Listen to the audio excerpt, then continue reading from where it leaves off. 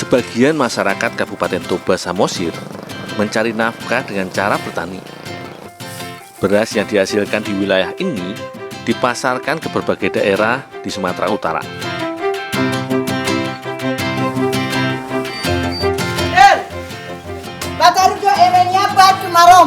Oh, gabah antar ke Marom. Oh iya ya. Aku diminta Opung Marpaung untuk mengantarkan gabah Mama Akli, pembuat tipa-tipa.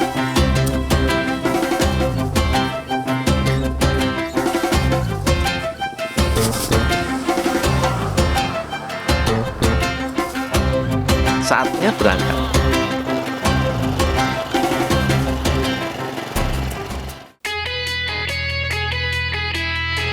Di kota kecil ini, becak motor merupakan transportasi utama setelah mobil angkutan kota. Becak motor dirasa lebih mudah mengantarkan barang atau orang hingga masuk ke pelosok desa.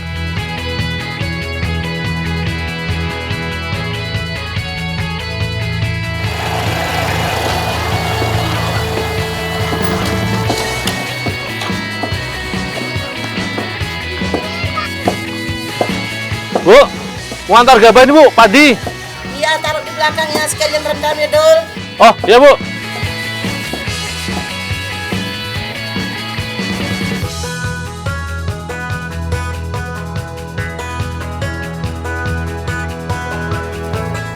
Tipa-tipa terbuat dari padi. Pembuatannya membutuhkan waktu yang cukup lama.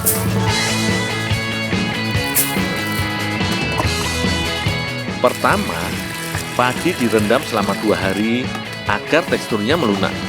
Setelah itu, barulah padi disangrai.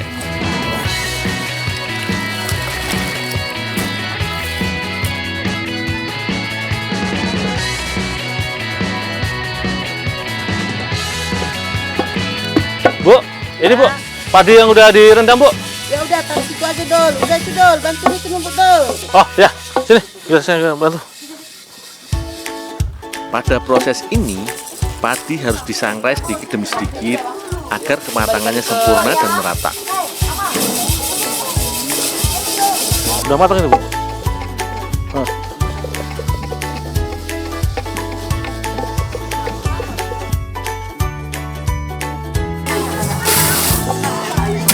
Setelah matang, dalam keadaan panas, padi harus langsung ditumbuk.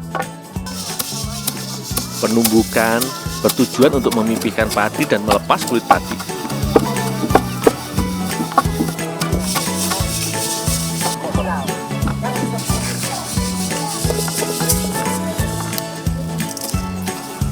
Bu, saya tabi ya Bu ya. Iya, tapi Dul.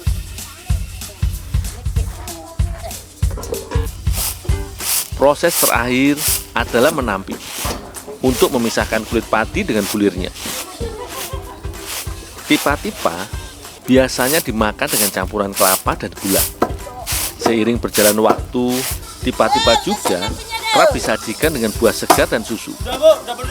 Kali ini akan aku kreasikan dengan campuran ubi.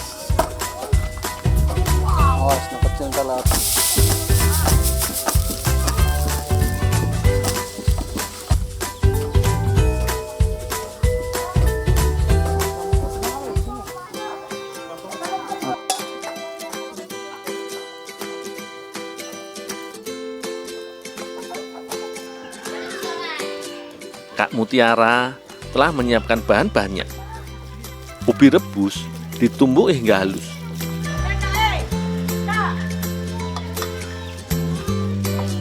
Ada tambahan tepung terigu agar adonan lebih merekat.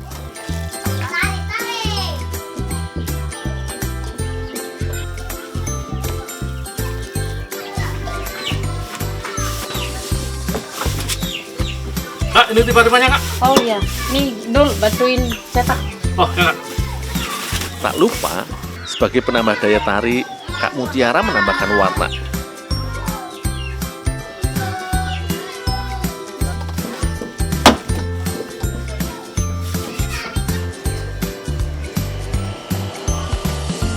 Ubi diuleni hingga kalis dan dibentuk bola.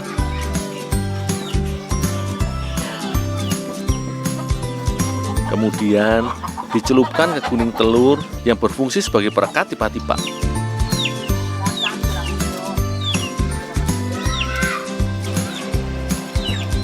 Jika sudah seperti ini, maka kue sudah siap di oven.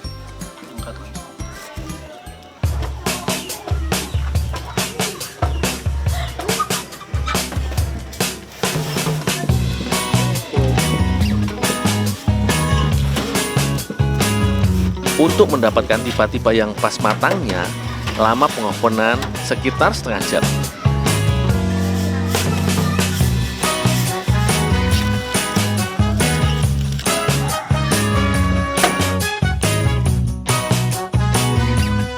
Rasa renyah tipa-tipa berpadu dengan lembutnya ubi.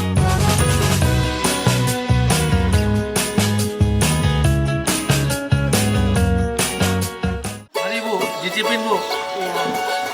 Ini gula tipa-tipa. Kue tradisional yang satu ini tidak hanya mengenyangkan, tapi juga bisa jadi sumber energi karena karbohidrat yang terkandung pada tipa-tipa dan ubi. Gabahnya kenapa harus direndam 3 hari Bu? Iya, biar bisa ditunggu. Oh,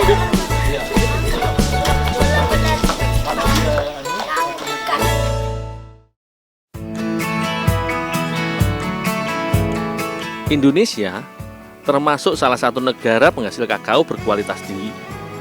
Tanaman kakao sudah ditemukan sejak 3000 tahun lalu, mulai masuk ke Indonesia sekitar akhir abad 15.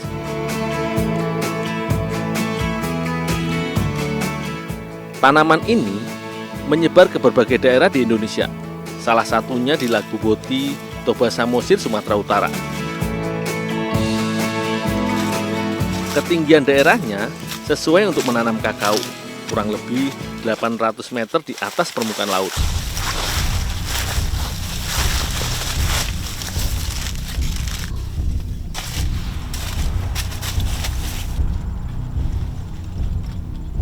Kak, kenapa Kak kaget Kak? Perasaan tadi ring lu dulu. Ah, Iya. Kakak ini siang-siang mana ada hantu? Iya. Kayak ada suara kaki gitu. Ah, enggak lah Kak. Ya udah dulu kawannya aku meti yuk. Oh, yaudah Kak. Udah sampai ke sana. Oke.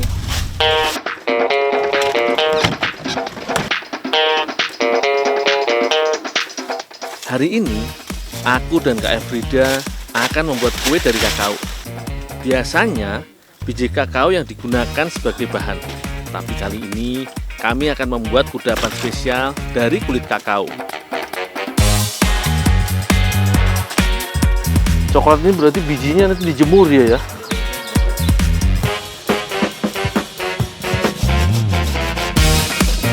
Mak, ini coklatnya Mak. Oh iya dulu, taruh tangga aja, terus kulitnya diparut. Oh iya Mak. Yang paling banyak dibuang dari buah kakao justru daging dan kulit buah. Daging buah relatif sulit untuk diolah karena menempel pada biji.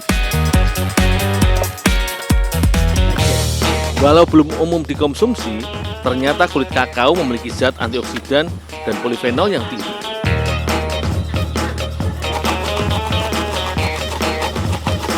Antioksidan pada kulit kakao berfungsi meningkatkan ketahanan tubuh saat menghadapi flu, virus, dan infeksi. Selain itu, bisa mengurangi resiko terjadinya kanker dan penyakit jantung.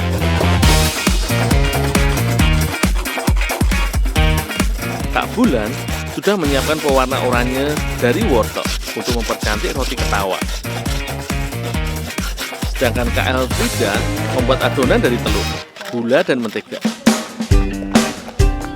Kedua bahan ini dikocok hingga mengembang. Iyalah, kocok. Tapi yang kencang Kak, biar nembah.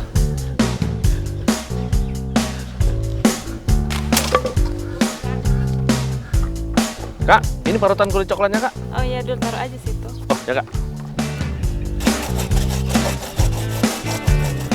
Selanjutnya, tepung terigu dan pengembang dimasukkan. Tak lupa parutan kulit kakao.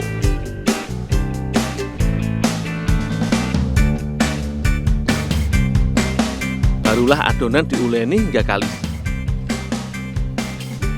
Roti ketawa hingga kini masih banyak dijual di Sumatera Utara. Bentuknya yang unik dan cepat mengenyangkan perut membuatnya masih bertahan hingga saat ini. Harganya juga sangat murah, hanya dibanderol Rp1.000 per buah. Bapak hijau.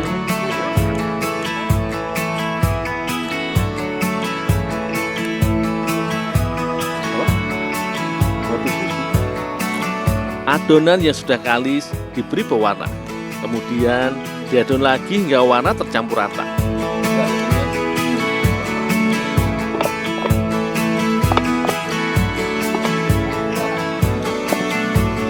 Selanjutnya, adonan dibentuk dan diberi wijen.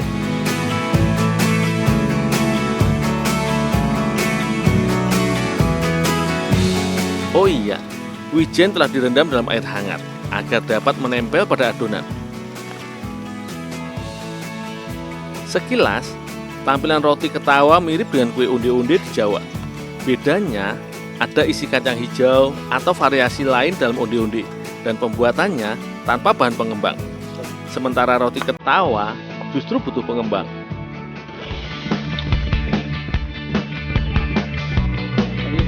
Untuk menggoreng roti ketawa membutuhkan minyak yang sangat banyak dengan api kecil. Ketika minyak sudah panas, barulah adonan dimasukkan. Hanya sekitar 15 menit. Ketika adonan sudah mulai mekar, roti ketawa sudah bisa diangkat.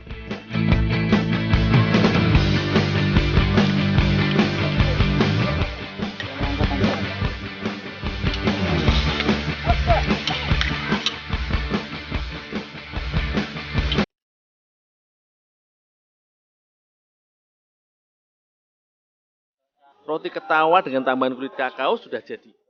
Kulit kakao yang selama ini dianggap limbah, rupanya dapat dikonsumsi dan dikreasikan menjadi kue yang lezat.